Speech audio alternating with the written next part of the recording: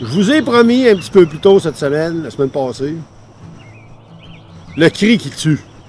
Le fameux cri d'outarde, l'appel d'outarde que n'importe qui va être capable de faire, puis qui va tuer des outardes avec. Pas compliqué, pas compliqué. D'abord, ça vous prend un appôt. Hein? L'appôt, ben, vous le choisissez. Là. Écoutez, on a fait quelques vidéos en collaboration avec Black Sky sur la sonorité de certains appôts. Là. Des bons producteurs d'appôts québécois. À Appôt du Saint-Laurent, moi j'avais un petit coup de cœur l'année passée pour leur appôt en bois. Là. Pas celui qui a une anche ajustable, celui qui a une anche déjà, une matrice déjà de faite. Mon ami Michel Lair produit des excellents, c'est des Formule 1. Après ça, faites le tour, là, il y en a plein. Il y en a plein des bons. Là. Faites le tour des reviews qu'on a fait, vous allez être gâtés là-dedans. Bref, une fois que vous avez un appôt, ça peut être aussi le Goose Break, hein, en passant. C'est un bon appôt pour débutants, en bas de 60. C'est tous les appots en bas de 100$ que je vous donne là. Vous devez être capable de réveiller votre hanche. D'abord, qu'est-ce que c'est le fameux cri qui tue? Quand on chasse, je fais un aparté, quand on chasse l'oie blanche, le printemps, l'avantage, c'est qu'on peut observer des bernaches, on ne les chasse pas. C'est difficile à la chasse l'automne d'observer des bernaches parce qu'on tire dessus. Alors, on les appelle, ils viennent, bing, bang, bing, bang. On n'observe pas de bernaches au repos ou des bernaches qui s'accumulent en avant de la cache. On les caboche, puis après ça, on s'en va, on se ramasse, puis on est parti déjeuner.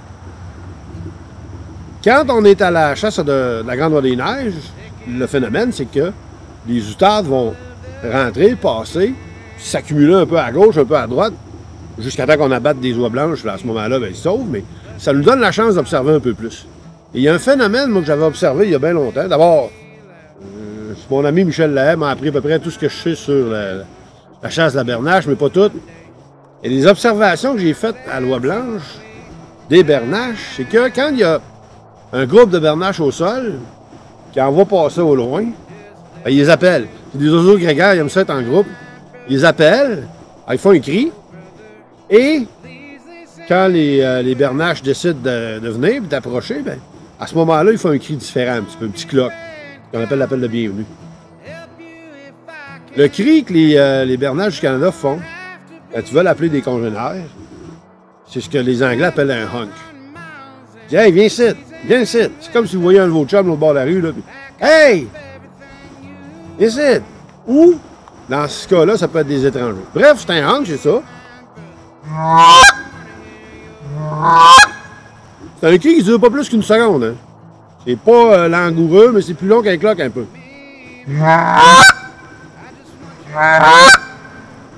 Alors, si vous savez maîtriser ce cri-là, il vous reste un mois à peu près avant la chasse, vous allez être capable de tuer des outardes. Puis ce cri-là, ils le font tout au long de la saison, quand ils appellent des congénères.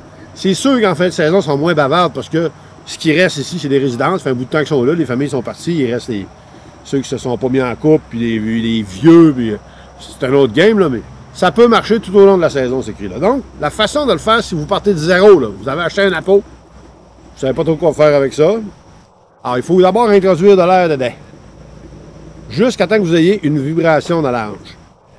Là, je mets de l'air n'importe comment, et je vais contrôler mon débit d'air parce que c'est pas universel, ça dépend de la sorte d'appôt que vous avez, l'ouverture de la cavité ici, l'embouchure, l'ouverture du barillet, ça dépend de plein de facteurs. Mais vous allez l'avoir en soufflant dedans. Donc, vous envoyez de l'air jusqu'à temps que vous ayez ce résultat-là.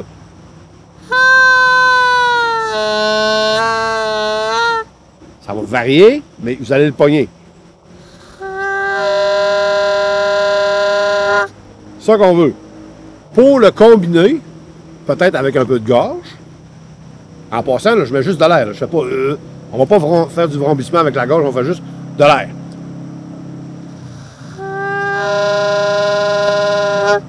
On peut ensuite de ça mettre la gorge.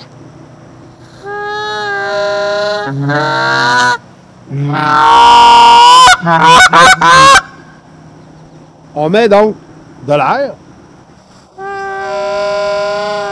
Je sais qu'il y en a qui vont essayer tout de suite, mais une fois qu'on a ça, hein, on met la langue, le bout de la langue, en arrière des dents en bas. On vient faire claquer la langue au palais. On met pas plus d'air, on fait pas... Non. Toujours le même air, la même quantité d'air qu'on expulse des poumons, mais en faisant claquer la langue.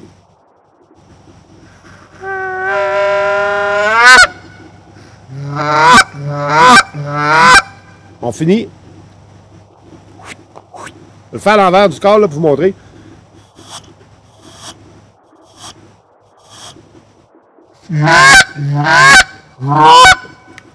Donc, pratiquez ça, vous avez un mois. Si vous êtes capable de faire ça, vous allez être capable de tuer des outardes. Ils ne pourront pas résister à vos appels. Faites pas plus que ça. Laissez faire le niaisage. Là. Il y a tellement de monde que je vois. C'est drôle, hein? Ça vient surtout de l'ouest. À l'ouest, là, Montréal, ces coins-là, là, ça cale. Blablabla. Maintenant, les oiseaux ont peur de revivre. Tellement qu'ils calent. Tout ce que vous avez à faire. Tout ce que vous avez à faire. Pas grand-chose. Vous voyez une bande d'outardes qui s'en vient. Pas loin. Ils se dirigent vers le setup. Faites rien. Cachez-vous comme il faut. Quand ils vont être à portée, paf. Même pas de cale. Pas sûr, ils passent au loin, mais ils sont à portée du cale. Ils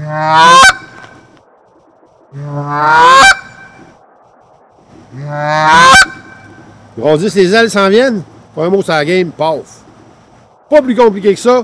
Je vous garantis, vous êtes bien cachés, vous avez un setup qui a de l'allure avec ça, vous allez en tuer. Bonne saison. Je te le garantis, toute ma famille